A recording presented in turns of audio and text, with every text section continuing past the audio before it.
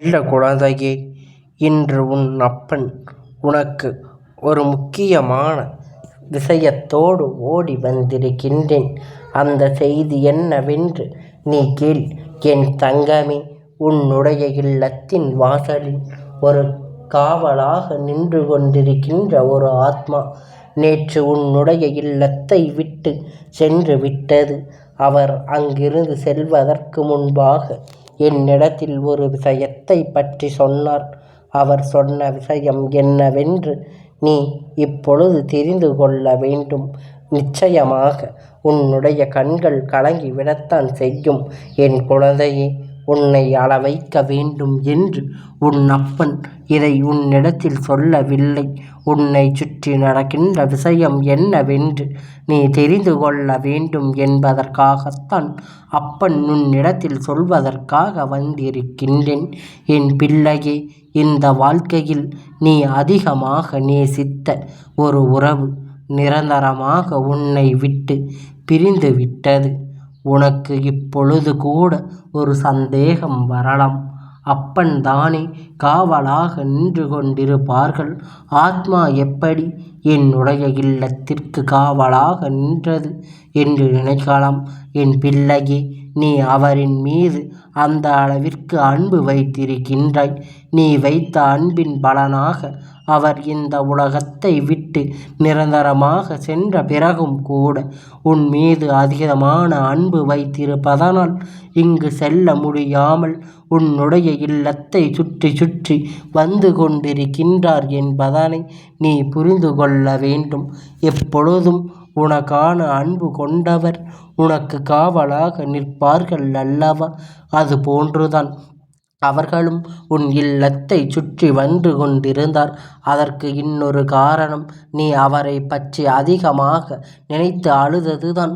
அவர்களால் உன்னுடைய அழுகையை தாங்கிக் கொள்ள முடியாமல் இப்பொழுது அவர்கள் அங்கிருந்து இங்கு செல்ல முடியாமல் தவித்து கொண்டிருக்கின்றார்.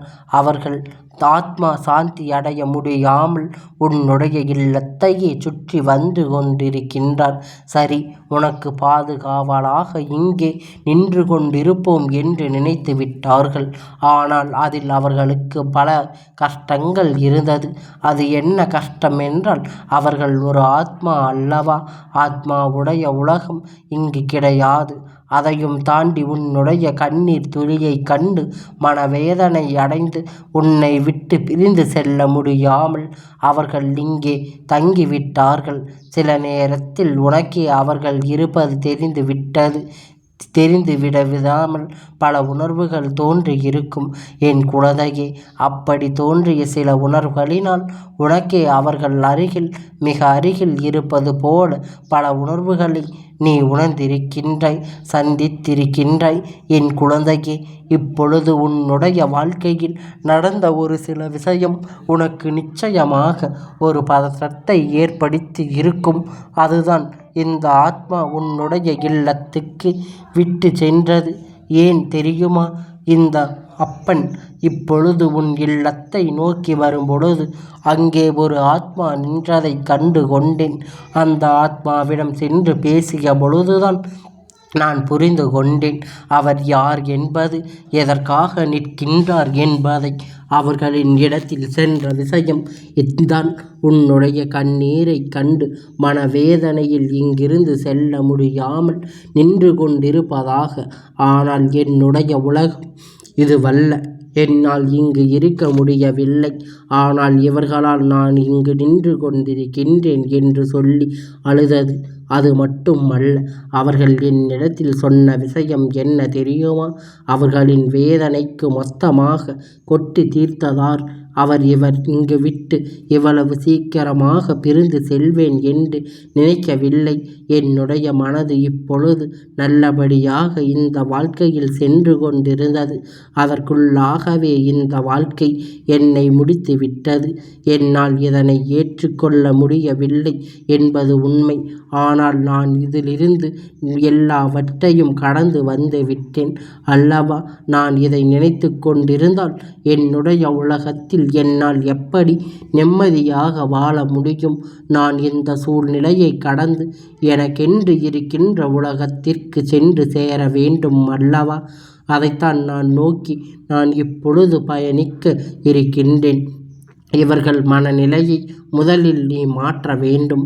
இவர்களுக்குள் இருக்கின்ற எண்ணத்தை, பற்றி சிந்தனையை முதலில் நீ எடுக்க வேண்டும். அதற்காக என்னை மறந்துவிட வேண்டும் என்று சொல்லவில்லை. நினைப்பதை அருகில் இருக்க வேண்டும் என்று எண்ணி அழுவதை நிறுத்திவிட்டாலே போதும். அதிகமாக நினைக்கும் பொழுது எப்பொழுதும் என்னால் நான் இருக்க வேண்டிய இடத்தில் நிம்மதியாக இருக்க முடியவில்லை. எனக்கு இந்த வாழ்க்கையில் நிச்சயமாக பிடித்திருந்தால் யதார்த்தம் என்னவென்பதை நான் புரிந்து கொண்டேன். இங்கிருந்து செல்ல வேண்டிய கட்டாயம் எனக்கு வந்து விட்டது.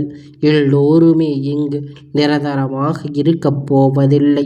இன்னும் எனக்கு அழுது கொண்டிருப்பவர்கள் நாளை மறுநாள், அடுத்த நாளோ அல்லது இன்னும் சில நாட்கள் கழித்தோ அவர்கள் இங்கிருந்து பிரிந்து செல்ல வேண்டிய கட்டாயம் என்பதை நான் புரிந்து கொண்டேன். அதனால் இறப்பு என்பது என்னால் பெரிதாக எடுத்துக்கொள்ள முடியவில்லை. அதை நான் சாதாரணமாக எடுத்துக்கொண்டேன். பிறப்பு என்ற ஒன்று இருக்கும் பொழுது இறப்பு என்பது இருக்கத்தானே செய்யும் என்பது என்னுடைய விதி. எனக்கு இந்த நேரத்தில் முடிந்துவிட்டது. அதனால் நான் என்னை பற்றிய கவலையை இப்பொழுது விடுவித்து விட்டேன். என்னை நினைத்து அழுது கொண்டிருக்கின்ற இவர்களை பற்றிய கவலைதான் எனக்கு அதிகமாக இருக்கின்றது. நான் இருக்கின்ற இந்த செய்தியை, நான் விரும்புகின்ற இந்த விஷயம், அப்பன் நான் நல்லபடியாக இருக்கும் பொழுது உங்களைத்தான் வணங்கி வந்தேன். நீங்கள் எனக்கு இங்கிருந்து நல்ல நிலையை கொடுக்க வேண்டும். நான் எனக்காக இடத்தை சென்று சேர வேண்டும். ஆனால் இவர்கள் விட்டு செல்வதற்கு மனமில்லை. இவர்களின் நிலையை நினைத்து என்னுடைய மனது பதற்றப்படுகின்றது. அதனால் இந்த பொறுப்பை நான் உங்களிடத்தில் கொடுத்து செல்கின்றேன். நான் சொல்லாவிட்டாலும் நீங்கள் என்னுடைய குடும்பத்தை நல்லபடியாக பார்த்து கொள்வீர்கள். இருந்தாலும் நான் இங்கிருந்து செல்வதனால் என்னுடைய சார்பாக உங்களுடைய கையேந்தி குறிட்டுக் கொள்கின்றேன். அவர்களுக்கு எந்த ஒரு கஷ்டமும் வராமல் நீங்கள் பார்த்து கொள்ள வேண்டும். நான் இருந்தால் அவர்களிடத்தில் எந்த அளவிற்கு அன்பாக இருப்பேனோ அந்த அளவிற்கு அன்பினை நீங்கள் அவருக்கு தர வேண்டும். அவர்களுக்கிடையே செய்ய வேண்டும். கொஞ்சம் கொஞ்சமாக அவர்கள் என்னை மறந்துவிட வேண்டும். என்னுடைய அன்பினை இன்னொரு இடத்தில் பெறும் பொழுது அவர்கள் நிச்சயமாக என்னை பற்றிய நினைவுகள் அதிகமாக வந்து விடாது. நான் இல்லை என்கின்ற யதார்த்தம் அவர்களுக்கு உணர வேண்டும். இல்லாத ஒருவரை மீண்டும் திரும்பி கொண்டு வர முடியாத இந்த உயிரை நினைத்து அவர்கள் வேதனைப்படுவதைத்தான் என்னால் ஏற்றுக்கொள்ள முடியவில்லை. அதனால் அப்பன் இந்த சூழ்நிலையில் நீங்கள் மாற்றிக் கொடுக்க வேண்டும். அதனால் உங்களிடத்தில் நின்று கொண்டிருக்கின்றேன். நான் இந்த இடத்தை விட்டு சென்ற பிறகு என்னுடைய குடும்பத்திற்கான சந்தோஷத்தில் முழு பொறுப்பையும் நீங்கள் எடுத்துக்கொள்ள வேண்டும். அதற்காக நீங்கள் எனக்கு சத்தியம் செய்து கொடுக்க வேண்டும். இந்த சத்தியத்தை நான் மறக்க மாட்டேன், ஏற்றுக்கொள்கின்றேன். ஒரு முறை எனக்கு இதை செய்து விடுங்கள் என்று என்னுடைய ஆத்மா சாந்தியடையட்டும். நான் என் குடும்பத்திற்கு எல்லாம் செய்யாமல் விட்டு சில கடமைகளை கூட நீங்கள் செய்து கொடுத்து விடுங்கள். இது ஒன்று போதும். என்னுடைய மன நிம்மதிக்கு நான் மட்டும் என்ன இங்கு ஆசையாகவா இருந்து கொண்டிருக்கின்றேன்? வாழ வேண்டும் என்று ஆசைப்படவில்லையா? ஆனால் காலத்தின் கட்டாயம் என்னை இங்கு கொண்டு சேர்த்து விட்டது. இப்பொழுது இதற்காக இனி அழுது எந்த பலனும் இல்லை. என்ன நடந்தாலும் மீண்டும் திரும்பி வராத காலம் அல்லவா? எல்லாம் முடிந்து விட்ட பிறகு அதை பற்றி வருத்தப்பட்டு எந்த ஒரு பலனும் இல்லை. என்னுடைய இந்த ஒரு ஆசையை மட்டும் நீங்கள் எனக்கு நிறைவேற்றி கொடுங்கள்.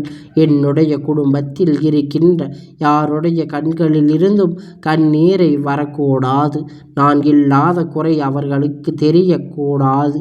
என்னுடைய அன்பினிடம் சேர்த்து விடுங்கள். இப்படி எல்லாம் அந்த ஆத்மா என்னிடத்தில் கேட்டு கொண்டதோடு மட்டுமல்லாமல் என்னிடத்தில் அந்த சக்தியை வாங்கி கொண்டு அங்கிருந்து சென்று விட்டது. என் குழந்தையே, இதிலிருந்து நீ ஒரு விஷயத்தை புரிந்து கொள்ள வேண்டும். உன்னுடைய இல்லத்தை சுற்றி இத்தனை நாட்களும் ஒரு ஆத்மா இருந்தது உண்மைதான். அவர்கள் சென்று விட்டது உண்மைதான். என் பிள்ளை, நீ நினைக்கலாம், அப்பன் அவர்கள் அங்கே இருந்திருக்கலாமே. நான் வைத்திருந்த அன்பினால் என்னை அவர்கள் பிரிந்து முடியவில்லை. அவர்கள் அங்கிருந்து விரட்டிவிட்டார்கள் என்று நீ நினைக்கலாம்.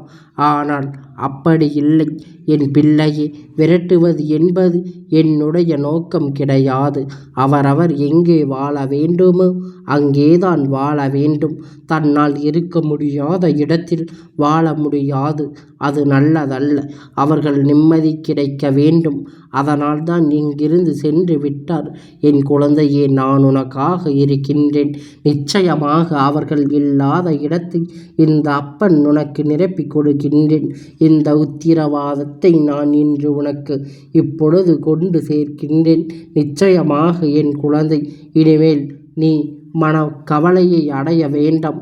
என் தங்க பிள்ளையே, இந்த அப்பனுடைய ஆசீர்வாதங்கள் எப்பொழுதும் உனக்கு முழுமையாக கிடைத்து கொண்டே இருக்கும்.